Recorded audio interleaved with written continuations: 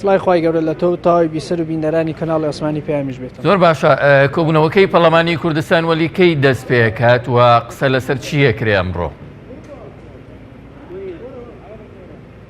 بەڵێ کۆبوونەوەکەی پەرلەمانی کوردستان بڕیار وایە چەند خولەکێکی تر دەست پێ بکاتن و ئەوە ئێستا زەنگ لێ درراوە لەلایەن دەستی سەرۆکاتی پەرلەمانی کوردستان بۆی کە تەواوی ئەندامان بچنە هۆڵی کۆبوونەوەکە دەست پێ بکاتن وە تەوری کۆبوونەوەکانش ئەمڕۆ دوور و درێژە دا تەوەری سەرەکی لە خۆ دەگرێتن. ئەمڕۆ دەستی سەرۆکاتی پەرلەمانی کوردستان دە تەوەری دیاری کردو بۆی کە گفتوگۆی لەبارەی بکات. چەند تەوەرێک هی دانیشتنەکانی پێشووتری پەرلەمانی کوردستان تاوە نەبوون ئەمڕۆ دووبارە خراونەتەوە بەرنامەی کارەوە، بەڵام تەوەری سەرەکی ئەمڕۆ کە گفتوگۆی لەبارەوە بکرێتن و پێدەچێت پێش بخرێتن ئەمە چاکسازیکردن لە خانشین و موچە و دەرماڵە و امتیازاتی پلە باڵاکانە. ئەمڕۆ گفتوگۆی تێر و تەسە لەم بارەوە ئەکرێتن و هەروە دەنگ لەسەرەوەی دەدێت کە ئەم تەوەرە پێش بخرێتن پێش تەوەرەکانی تر بۆ ئەوی کە گفتوگۆی لەبارەوە بکرێت. ئەو راپۆرتی کە لەلایەن 6 لێژنەی پەیوەندیدا لە پەرلەمانی کوردستان و ئامادە کراوە، هەروەها بە هاوکاری حکوومەتی هەرێمی کوردستان کە راپۆرتێکی نردووە لێژنە پەیوەنددارەکان راپۆرتەکان دووبارە پێدا چوون و ئەمڕۆ راپۆرتێکی تێر و تەسەل ئامادە کراوە. ئاڕاستەی دەستەی سەرۆکاتی پەرلەمانی کوردستان کراوە. دەستەی سەرۆکاتیش بە هاوکاری لێژنەکان خاڵ بە خاڵ دەیخوێنێتەوە بۆ ئەوی کە دەنجی لەسەر بدرێتن. بە پێ ئەم راپۆرتی کە ئامادە کراوە لەمە و دووە پاسەوانی بەرپرسەکان کەم دەکرێتەوە، هەروە ئەوانەی کە بە نایاسایی خانشین کراون یاخودە بە گەندەڵی خانشین کراو ئەمانە نامێنێتن. زۆر باشە وەلی باس لەوە کرێت کە وەلی باس لەوە کرێت کە ژمارەیەک لە وەزیرانی معنی بە یاسای خانەنشینی و ئەو چاکسازیانەی کە ئەمڕۆ گفتوگویان لەبارەوە کرێ ئامادەی کۆبوونەوەکەی پەرلەمانە بنەوە وەزیرانە کێن؟ بەڵێ بڕیار وایە کە کۆمەڵێک لە وەزیرەکان بێن، بەڵام تاکوێستا هیچ وەزیرێکم نەبینەوە بۆی کە بێتە ناو هۆڵی پەرلەمانی کوردستان، بەڵام بڕیار وایە کە ژمارێک لە وەزیرەکان بێنن ناو هۆڵی پەرلەمانی کوردستان و ئەوانەی کە پەیوەندی دارن. بۆ نمونە وەزیری دارایی، هەروەها وەزیری داد، ئەمانەی تر چەند وەزیرێکی تر بڕیار وایە بە لە دانیشتنەکە ئامادەن بۆ کە چونکە ئەمە پێویستن بەوان هەرا گفتوگۆی لەبارەوە ئەکرێت سەبارەت بەوان ئەوانش دەگرێتەوە. بۆی ئەوانش بڕیار وایە لە کۆبوونەوەکە ئامادە بن بۆی کە قسەی خۆیان هەبێت لەسەر پرۆژە یاساکە، وەروە لەسەر ئەوەی کە دوای ئەوەی کە دەنجی لەسەر دەکرێت بە یاسا. بۆی ئەمڕۆ بڕیار وایە کە چەند وەزیرێک ئامادە بن وەکو تۆ ئاماژەت پێکرد.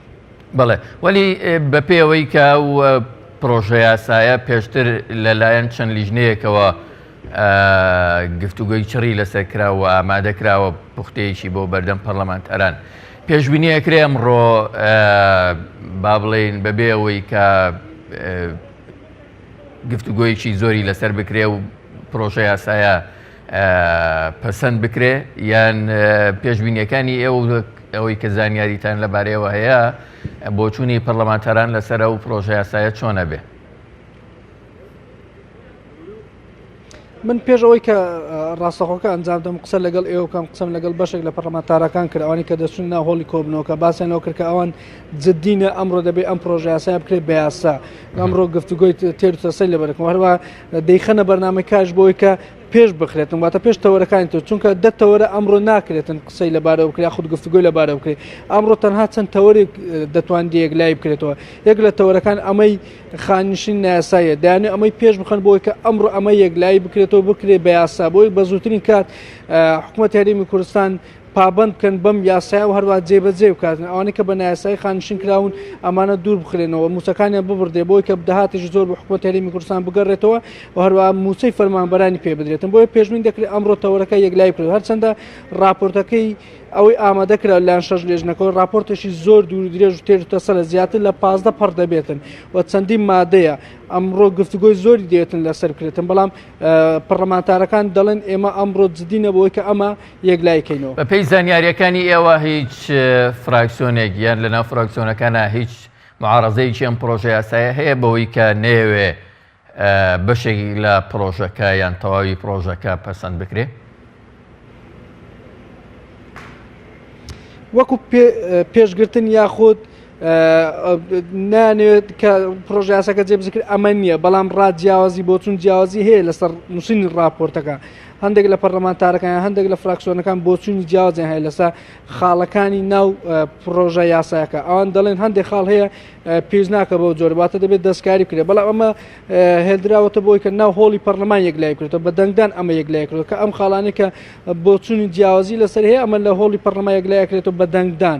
ئاخۆ کامە بۆچین پەسەند دەکرێتن واتە هەندە خاڵ هەیە چەند بۆچوونێکی جیاوازی لەسرە ناهۆڵی پەرلەمان دەخرێتە دەنگدان بۆی کە ئەو بۆچوونانە یەک لای بکرێتەوە کامە بۆچون دەنجی زیاتری هێنا ئەمە دەخرێتە دەنگدان ئەمە پەسەند دەکرێتن. بەڵێ پێم نێرمان لە شاری هەولێر و لە بەردەم تەلاری پەرلەمانی کوردستانەوە لەگەڵمان بووی زۆر سپاس.